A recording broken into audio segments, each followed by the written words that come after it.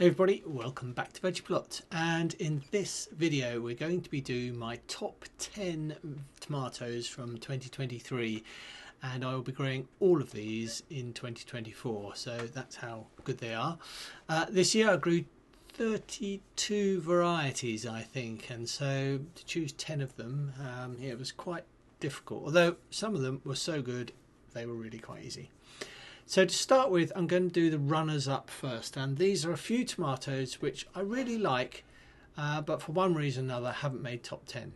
So the first one, which would have made the top of top 10, but it's not allowed because it's an F1, are these, and these are honeycomb.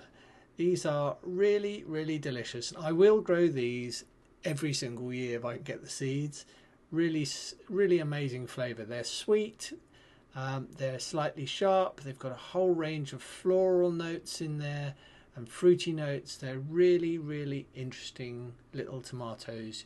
You've got to let them ripen, which is fairly quick. They're the first to ripen in the season, but I can't speak highly enough, which is why I keep talking about them.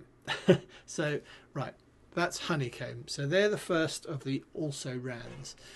The next one is another very small tomato which I reviewed just recently, and they are the Galapagos cerise, and again very, very small, but I thought fun, and you also get a huge number of them on the truss. Really, really interesting and fun, and quite a little flavour hit when you put them in your mouth and crunch on them, so they're really nice. Another one I really liked this year was Pomodoro Constelluto Fiorentino from Italy. It's a lovely sort of cooking tomato. It was slightly pasty in the taste tests, but I think, you know, there was not a lot of sort of juices in it. So this is quite good for cooking. So yeah, Pomodoro, that was a runner-up. Unfortunately, I dropped this one on the floor earlier, hence it's got a bit squished. But this is Purple Heartthrob. I didn't get many on the plant this year, but there's an awful lot of flavour in there.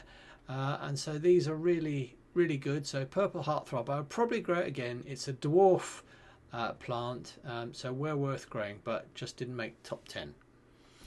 Another one I really liked, but it wasn't for flavour, but was for colour and for its own use, and that is Striped Stuffer. And this is a beautiful looking tomato, but if you've watched the video, basically you chop the top off and then stuff it full of rice, chicken, whatever else you wanted to put in it, and bake it in the oven, and these are really good. It's just really easy to hollow out, so not a lot of flavour in the tomato itself, so you want to make sure that you get the flavour in the filling. So that's a good one, and I might very well grow that again next year. Now this one, which didn't make top 10, which really should have done, it's just pipped outside the post. This is Dr. Witch's, and it was a really nice tomato. Produced quite a few on the vine, on the truss. It was really good. It's solid throughout. It's good flavour. Yeah, really like this, Dr. Witch's.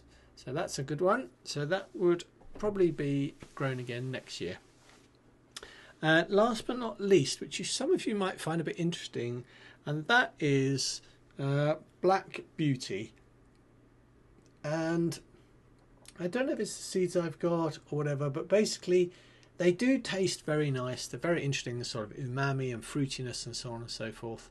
That sort of savoury flavour to them, but they just don't grow very well on the plant. I get a few, but they're not huge. It's not very prolific. And the plants always seem to be the first one to succumb to blight or to anything else. So, yeah, Black Beauty didn't make it into the top 10, which I was quite surprised at. I might still grow it again, but there we go. Anyway, let's switch over to the other camera and I will show you the top 10 tomatoes. Now, these are not in any particular order. I will go through them in order, but I'm not giving the game away by them being in order in the basket. So number one, we'll start at the bottom, shall we? The number 10 tomato for this year, made it into the top 10 and well worth growing, is this one. And 2 gardening points if you can guess what this is. This is Kaleidoscopic Jewel, and it was a really, really tasty tomato. Not as tasty as number ones, obviously, but yeah, very good. Attractive, produced lots on the plants. And I think if I go over to here, I can probably find some pictures, and you can just see the colours on them are extraordinary. These sort of golds and reds and so on and so forth. Really, really nice. There's quite a few on the truss, starting off that green colour, and then they just turn into these wonderful, wonderful tomatoes. A good size, sort of like an apple sort of size. But look at those colours, extraordinary. Anyway, right, so that is number 10. That's Kaleidoscopic Jewel, and a really, really, really nice tomato if you can get hold of the seeds. Number 9. Now this might surprise you. It's a green tomato. So let's go over the camera, and it's this one. This is Michael Pollan. And I really like these tomatoes. They're sort of this pear shape. They turn yellow when they're going ripe. Sorry, that needs to be in the camera there. They turn yellow when they're going ripe. This could be a little bit yellower to be in its best flavour, but they have a sweetness to them and fruitiness. Really, really nice. And I like when you put these into a bowl, you chop them up and put them in a bowl with the reds and so on, and basil, all that sort of thing. It adds that little bit of ping to the bowl, you know, the tomato salad. So really like this. This is Michael Pollan. So that's number 9. That's a really good one. I might have some pictures over here of Michael Pollan on the plant. Let's see. Yeah, here's a little video. You can see there's quite a few on the truss, so they produce quite a lot of tomatoes on the plant. When it goes this sort of yellow, it's really sort of ripe, juicy, fruity, sweet, really, really nice. Yep, really like Michael Pollan. Good. Okay, so what's next? So number 8. Well, this one I thought would initially go far higher up the list, but it didn't. And this one is Rebel Starfighter Prime, and that's this one over here. I think this is a sort of a cat face probably. The others are slightly more round. But yeah, a beautiful tomato. Lovely markings on it. This rich anthocyanin, dark anthocyanin on the shoulders here, blending down in these sort of dashes and lines to underneath this sort of rusty reds and rich sort of mahogany colours. Really nice. Good flavour to this. I think again, if I switch camera, I can probably show you some pictures of this on the plant. So yeah, it produces masses of them on the truss. Really good size, all sorts of different sizes and shapes. So really nice, and the colourings, as you can see, this sort of dark stripies and reds. So really nice, really handsome looking tomato, this one. So Rebel Starfighter Prime, that makes it in at number 8. Right, next, number 7. Now this one didn't produce an awful lot of fruit for me, which was a shame. I'm just looking to see if I've got any pictures. I haven't, but basically it's this one, and this is Black Krim. Now this is from the Crimea and the Krim Peninsula, I think, something like that. I forget the exact details, but yeah, really interesting. I thought it was going to be sort of quite black when it says black, but it's not. But it has a real depth of flavour, really interesting flavour to it. So this lovely rich maroon sort of colour on the base, and sort of darkish green, which can go a bit darker than that sort of on the shoulders. But yeah, Black Krim, full of flavour, really interesting, and really like this one. So I was just looking through to see if I had pictures on the plant, and I haven't, but never mind. Black Krim makes it in at number 7. Okay, we'll switch back. Number 6. Now this one is a little bit disappointing really, because I don't know the name of it, and it's these.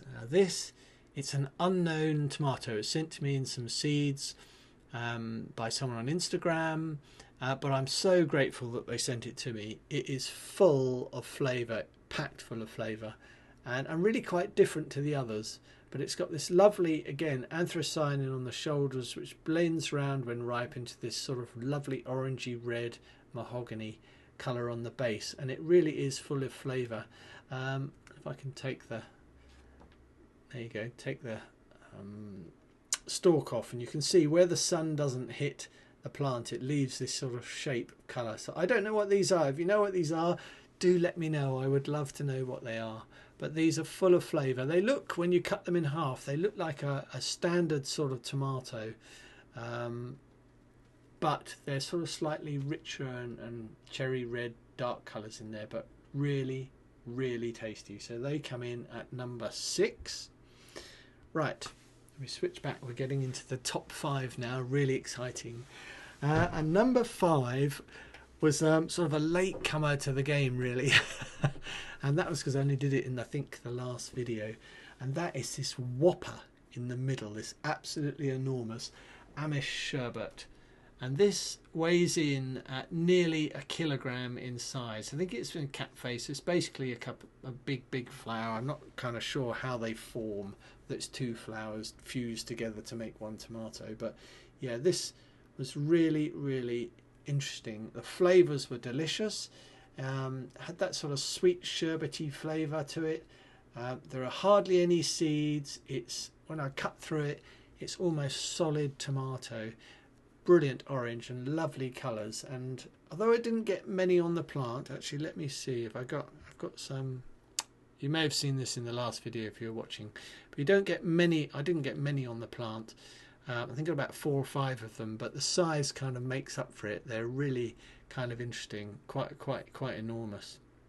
So yeah, so that's Amish sherbet, and I can wholly recommend this if you're looking for an interesting and very large shaped tomato. The others were, as you saw in the video there, just big circular shapes. So yeah, that's number 5, and well worth growing if you can get some of the seeds. Right, number 4. Now this was a surprise to me. Not, well, only because I didn't know. The seeds were given to me and I hadn't read anything about it. But this is this one here, this lovely green and red striped one. Now this is called Summer of Love. And I don't know if you watched the video, you should click back. I'll try and link to it here somewhere. The colours of this were extraordinary, and a real, as I think I described it in that video, it's like a bit of a connoisseur's tomato. It was sort of lovely, rich ruby in the middle, filtering out through light greens, dark greens and reds and so on. It was a really lovely looking tomato, and great flavour profile. It was really complex flavours, but well worth growing. So that is Summer of Love, and that comes in at number 4. It's a bit like doing the music charts, isn't it? Right, number 3, we're getting into the really good ones here. And in a way, I could have put all of these at number 1. They are really all very, very special. And the first one that I tried in the season, which was, I suppose, first to come ripe, was this one here. And this is Ozark Sunrise. And when I tried this for the first time, oh, if I can get that in the camera to focus, yeah, this just blew me away. The flavour profile is really complex and really interesting. Lovely dark anthracene on the shoulders here, going through like a purpley pink ruby red to this sort of glowing pinky red on the base. It's extraordinary, and the flavours were just off the charts. Really, really delicious. So Ozark Sunrise, if you can get hold of this. It's not the most stunning looking tomato, you know, compared to Striped Stuffer and Sunrise Jazz, which I had, but really the flavours of this were incredible. So very good. Ozark Sunrise, love that one. Now down to the top 2. Now I don't know if you watched the video where I tried the Lucid Gem, and this is Lucid Gem here. And that one, you know, it just kind of made me melt in the chair. It was really, really delicious. The flavours in this are extraordinary. You've got to let them ripen up, and they go, I don't know if I can switch to the other camera. Right, here we are, Lucid Gem. So yeah, these are some pictures and videos that I've taken of it. This was of last year's crops, actually, because I just got a better picture of them on this truss here, but look at them. They sort of glow in the polytunnel. They sort of glow in the light. Really beautiful colours, beautiful taste, beautiful texture, and the insides are really nice. The only one thing I do notice about them is that they don't hang for long on the vine. You know, once they start going ripe, I think you want to harvest them and then bring them indoors and let them ripen inside, because they'll go over quite quickly and then start going off quite quickly. But yeah, really wonderful tomato. Look at the colouring on them in the middle there, this lovely reds reaching out, these sort of veins and fingers into these oranges, and it's just a glorious tomato. And this sort of reminds me a lot of sort of fruits and things like nectarines and peaches and melons, and the colours and the flavours are just exquisite. Really, really, really nice. Right, that's Lucid Gem, and that is my number 2 for 2023 and worth growing. So the last one is this one. And this was a bit of a surprise. I put it at the back of the polytunnel. I didn't expect much from it, but it really is amazing. And this is the largest one that I've got. I think the taste test that I did was a much smaller tomato, but this one here is Alice's Dream. This is the largest tomato I've got, but look at the intensity of colour. Again, anthro on the shoulders, blending down through these wonderful colour shades. Absolutely extraordinary. It's like I don't know, like lava out of a volcano, or it's just extraordinary, isn't it? And the patterning and the shapes, but quite a beautiful, beautiful tomato. Yeah, and the flavour profile of this was exquisite. It was quite solid. There were hardly any seeds in it. The flavours were just extraordinary. I advise you go back and have a look at that video if you haven't watched it. But yeah, so my number 1 tomato for 2023 for flavour, colour, productivity, the way that the plant holds up in the polytunnel and so on, is Alice's Dream. And this, yeah, my dream tomato too. Right, okay, so I hope you enjoyed that. My top 10. I will publish some pictures and a list and so on and so forth on my website, veggieplot.uk. Please head over there and check it out. And yeah, I hope you found this series of videos useful and not too overwhelming with me stuffing my face with tomatoes all the time. From now on, I think we're probably back to the allotments and getting harvest from there, sowing and growing stuff for the winter season, the autumn and winter season, and then going into next year. We've got garlic to plant out later on. I've done some onions and kale and the spring onions, so there's quite a lot going on there. So anyway, from me and some blooming lovely tomatoes, which I really recommend you have a go at growing, I'll see you soon. Thanks for watching.